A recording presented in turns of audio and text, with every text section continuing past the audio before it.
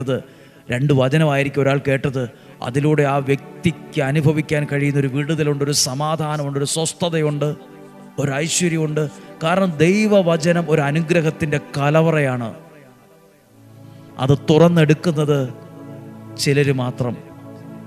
നമുക്ക് ഒരുപാട് മുറികളുള്ള ഒരു വീടാണെന്നിരിക്കട്ടെ, അതിനൊരു വരാന്ത കൂടെ ഉണ്ടെന്നിരിക്കട്ടെ. വരാന്തയിൽ കൂടെയൊക്കെ അങ്ങ് പോയേച്ച് എല്ലാം ഞാൻ കണ്ടു, കുഴപ്പമില്ലെന്ന് പറയുന്ന പോലെ അല്ല ഇത്. അതിൻ്റെ ഒരുപാട് മുറികളുണ്ട്, അടച്ചിട്ട് ഒരുപാട് മുറികളുണ്ട്. അതൊക്കെ തുറക്കണം, അപ്പോഴേ അത് മുഴുവൻ കണ്ടു എന്ന് പറയാൻ പറ്റത്തുള്ളൂ. ഇതുപോലെ ദൈവവചനം എന്തെങ്കിലുമൊക്കെ കേട്ട് അങ്ങ് പോയാൽ വരാന്തയിൽ കൂടെ പോകുന്ന പോലെ ഉള്ളൂ. അതിനൊരുപാട് മുറികളുണ്ട്, അത് തുറക്കണം. ഓരോന്നും, ഓരോ വചനവും അനുഗ്രഹത്തിൻ്റെ കലവറയാണ്. ഓരോ വചനത്തിൻ്റെ അകത്തും ഒരുപാട് മുറികളുണ്ട്, ഒരുപാട് അനുഗ്രഹങ്ങൾ സൂക്ഷിച്ചു വച്ചിരിക്കുന്ന മുറികളുണ്ട്. പ്രാർത്ഥനയോടെ ആ വചനത്തെ സ്വീകരിക്കുമ്പോൾ ആ അനുഗ്രഹങ്ങൾ എന്നിൽ ഉണ്ടാകാൻ തുടങ്ങും, എന്നിലേക്ക് എത്താൻ തുടങ്ങും.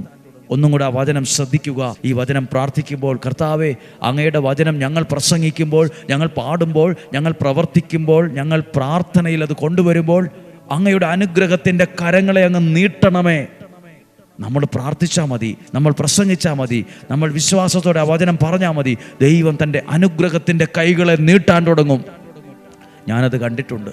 ദൈവവചനം പ്രസംഗിക്കുമ്പോൾ ഈ ആലയത്തിൽ ദൈവം അനുഗ്രഹങ്ങളെ കൈ നീട്ടി കൊടുക്കുന്നത്, വിടുതലുകളെ കൈ നീട്ടി കൊടുക്കുന്നത്, സൗഖ്യത്തെ കൈ നീട്ടി കൊടുക്കുന്നത്, അടയാളങ്ങൾ കൈ നീട്ടി ചെയ്യുന്നത്, കരുതലിൻ്റെ കരം നീട്ടുന്നത്, പ്രവർത്തിക്കുന്നത്.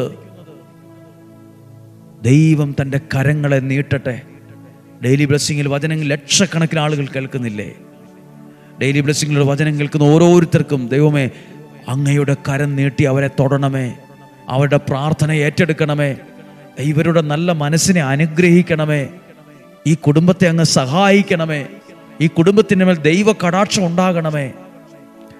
ദൈവവചനം പരിശുദ്ധാത്മാവിൽ അവർ നിറഞ്ഞപ്പോൾ അവർ ചെയ്തത്, അവർ ധൈര്യപൂർവ്വം ദൈവവചനം പ്രസംഗിക്കാൻ തുടങ്ങി. ധൈര്യപൂർവ്വം, ദൈവമേ ഞങ്ങളെ പരിശുദ്ധാത്മാവിൽ നിറയ്ക്കണമേ. മാതാപിതാക്കൾ എന്ന നിലയിൽ, യുവതി യുവാക്കൾ എന്ന നിലയിൽ, കുഞ്ഞുങ്ങളെന്ന നിലയിൽ ഞങ്ങളെ പരിശുദ്ധാത്മാവിൽ നിറയ്ക്കണമേ. പറഞ്ഞ് പ്രാർത്ഥിച്ച്, മാതാപിതാക്കൾ എന്ന നിലയിൽ, സമർപ്പിതരെന്ന നിലയിൽ, ശുശ്രൂഷകരെന്ന നിലയിൽ, കുഞ്ഞുങ്ങളെന്ന നിലയിൽ, യുവതി യുവാക്കൾ എന്ന നിലയിൽ ഞങ്ങളെ പരിശുദ്ധാത്മാവിൽ നിറയ്ക്കണമേ. ധൈര്യപൂർവ്വം വചനത്തെ കൊടുക്കാൻ ഞങ്ങളെ പഠിപ്പിക്കണമേ.